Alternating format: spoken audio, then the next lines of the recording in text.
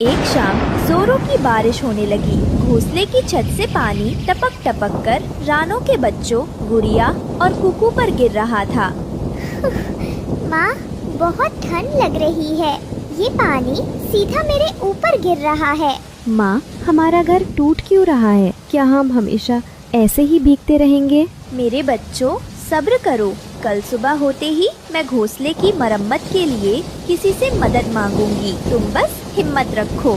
अगली सुबह जब गुड़िया और कुकू दाना ढूंढने निकले तो उन्होंने देखा कि कालू कौवे का बेटा जग्गू और बंटी कबूतर का बेटा कीकी खेल रहे थे। मैं तो कल अपने मामा के घर जा रहा हूँ। वहाँ बड़ा सा घोंस। दोस्तों, ये रहे हमारी आज की वीडियो के प्यारे सब्सक्राइबर्स और फॉलोअर्स के नाम।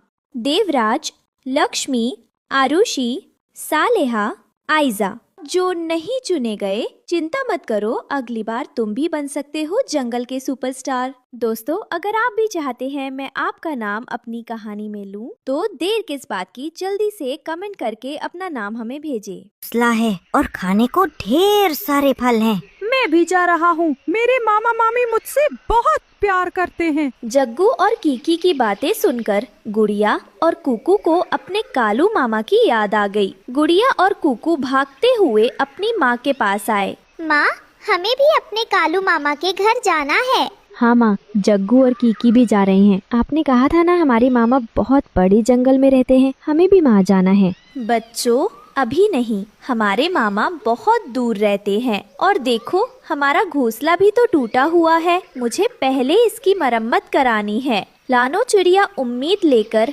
हरिया तोते और हरियाली तोती के पास मदद मांगने पहुंची। हरिया भाई, हरियाली बहन, आप मेरी कुछ मदद करेंगे? बारिश से मेरा घोंसला पूरा टूट गया है। अगर कुछ मजबूत तिनके मिल जाते तो। अरे रानो बहन, तुम्हें तो पता है हम आजकल कितने काम में हैं। हमें दूर पहाड़ी पर लाल मिर्ची तोड़ने जाना है। हमारे पास जरा भी समय नहीं है। तुम किसी और से पूछ लो, हमें देर हो रही है। रानो का दिल बैठ गया, पर उसने हिम्मत नहीं हारी। रानो अब बिंदी चिड़िया और वीर चिड़ा के पास पहुंची। मेरे बच्चे रात भर ठंड में कांपते रहे। क्या तुम मुझे घोंसला बनाने के लिए थोड़ी नरम रुई या घास दे सकती हो? रानो, तुम्हें हर चीज मांगने की आदत क्यों हो गई है? हमने ये रुई और घास अगली सर्दियों के लिए जमा की है। हम तुम्हें देकर अपना नुकसान क्यों करें? जाओ रानो, जाओ, अपने हिस्से का इंतजाम खुद किया करो। हर तरफ से ना सुनकर रानो की आंखों में आंसू आ गए। रानो रोती हुई वापस जा रही थी, तभी रास्ते में उसे एक गिलहरी मिली। क्या हुआ रानो, तुम इतनी परेशान और उदास क्यों लग रही हो? क्या बताऊं गिलहरी बहन, घोंसला टूट गया है, बच्चे परेशान हैं और कोई मेरी मदद करने को तैयार नहीं है। अरे, तुम दूसरों से क्यों मदद मांग रही हो? तुम्हारा भाई कालू कौवा, वो तो दूसरे जंगल का सबसे अमीर पक्षी है। उसके पास सोने का घोंसला है। एक भाई अपनी बहन की मदद नहीं करेगा तो कौन करेगा? गिलहरी की बात रानो के मन में बैठ गई। रानो जब घर लौटी तो बच्चे फिर से मामा के घर जाने की जिद करने लगे। माँ, हम उस टूटे घर में नहीं रहेंगे, हमें मामा जी के पास ले चलो। गिलहरी की सलाह और बच्चों की जिद, रानो ने फैसला कर लिया। ठीक है मेरे बच्चों, रो मत, हम कल सुबह ही अपने कालू मामा के घर चलेंगे। वो हमारे भाई हैं, वो जरूर हमारी मदद करेंगे और हमें अपने पास रख लेंगे। अगली सुबह रानो अपने दोनों बच्चों के साथ उस दूर के जंगल की तरफ उड़ चली। बच्चे थके थे, भूखे थे, पर इस उम्मीद में खुश थे कि वे अपने मामा के घर जा रहे हैं। माँ, क्या मामा जी का घर बहुत सुंदर होगा? हाँ मेरी बच्ची, सुना है बहुत सुंदर है। घंटों उड़ने के बाद वे एक विशाल काले पेड़ के पास पहुँचे, जहाँ एक बहुत बड़ा और शानदार घोंसला बना था। रानो ने थकी हुई आवाज में दरवाजा खटखटाया। भैया, कालू भैया, देखिए कौन आया है। गोरी भाभी। थोड़ी देर बाद दरवाजा खुला और गोरी कौवी बाहर निकली। रानो और उसके मैले कुचैले बच्चों को देखकर उसकी भौहें तन गईं। रानो डरते डरते बच्चों के साथ अंदर आई। घोंसला अंदर से बहुत बड़ा था, पर उसमें रोशनी जरा भी नहीं थी। अरे वाह, आज सूरज कहाँ से निकला? रानो, तुम्हें आज इतने सालों बाद अपने भाई की याद कैसे आ गई? भाभी, वो बच्चे आपसे मिलने की जिद। रहने दो ये बहाने, मैं सब समझती हूँ। जरूर घर में खाने को दाना नहीं होगा या सिर पर छत नहीं बची होगी, तभी आ गई यहाँ। क्यों आ गई हमारी जायदाद में से 1/3 हिस्सा मांगने? तभी अंदर से रानो का भाई कालू कौवा काऊ काऊ करता हुआ बाहर आया।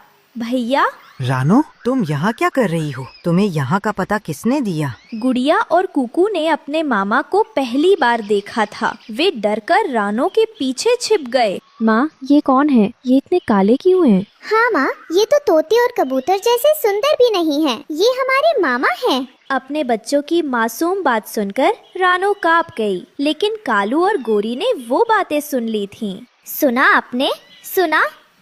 एक तो भीख मांगने हमारी चौखट पर आए हैं, ऊपर से हमारे ही रंग रूप का मजाक उड़ा रहे हैं।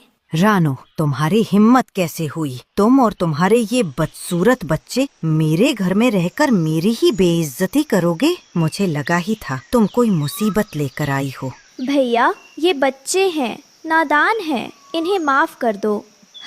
मेरा घोंसला सच में टूट गया है। बस कुछ दिन। निकल जाओ, निकल जाओ मेरे घर से। मेरी कोई बहन नहीं है। आज के बाद यहाँ दिखाई दी तो अच्छा नहीं होगा। कालू कौवे ने रानो और उसके भूखे प्यासे बच्चों को धक्के मारकर अपने आलीशान घोंसले से बाहर निकाल दिया। रानो अपने टूटे दिल और रोते हुए बच्चों को लेकर उस अंधेरे आसमान में वापस अपने टूटे घोंसले की तरफ उड़ चली। तभी उसे एक भारी और नर्म आवाज सुनाई दी। रुको बेटी, इस घनी रात में इन मासूमों को लेकर कहाँ भटक रही हो? रानो ने आवाज की तरफ देखा। एक बड़े पेड़ पर एक बुजुर्ग उल्लू बैठे थे, जिनके पंख के नीचे लकड़ी तराशने के कुछ औजार दबे थे। वो जंगल के जाने माने उल्लू लकड़हारे थे। बाबा, मैं क्या बताऊं, मैं रानो अपने बच्चों को इनके मामा के घर लाई थी। हम बहुत मुसीबत में थे, हमारा घोंसला टूट गया है, पर मेरे भाई ने। सब समझ गया। खून के रिश्ते अक्सर कच्चे धागे जैसे निकल आते हैं। बेटी, रोना बंद करो। तुम मुझे अपने घर का रास्ता बताओ। रानो जब अपने टूटे घोंसले पर पहुंची, उल्लू लकड़हारा भी उसके पीछे पीछे आ गए। उन्होंने जरा भी देर नहीं की और अपनी मजबूत कुल्हाड़ी और औजारों से घोंसले की मरम्मत शुरू कर दी। रानो और बच्चे बस हैरान होकर उन्हें देखते रहे। सुबह की पहली किरण तक उल्लू बाबा ने उस टूटे फूटे घोंसले को जंगल की सबसे मजबूत लकड़ियों और नरम घास से एक सुंदर और सुरक्षित घर में बदल दिया था। बाबा, मैं आपकी इस मदद का इसका मोल कैसे चुकाऊंगी? मेरे पास तो आपको देने के लिए कुछ भी नहीं है। मोल? बेटी, मदद का कोई मोल नहीं होता और अपनों से कोई कीमत नहीं लेता। बाबा, आप कितने अच्छे हैं। आप हमारे मामा जी जैसे बिल्कुल नहीं हैं। अरे, जो तुम्हें घर से निकाल दे वो कैसा मामा? तुम्हें मामा ही चाहिए तो आज से मुझे ही अपना मामा समझ लो। मैं हर रोज तुम दोनों के लिए मीठे फल लेकर आऊंगा। सच? हमारे उल्लू मामा, आप दुनिया के सबसे अच्छे मामा हो। रानो की आंखों में खुशी के आंसू थे। आज उसे समझ आ गया था कि रिश्ते खून से नहीं, दिल से और अपनेपन से बनते हैं। उसके बच्चों को आखिरकार एक सच्चा मामा मिल गया।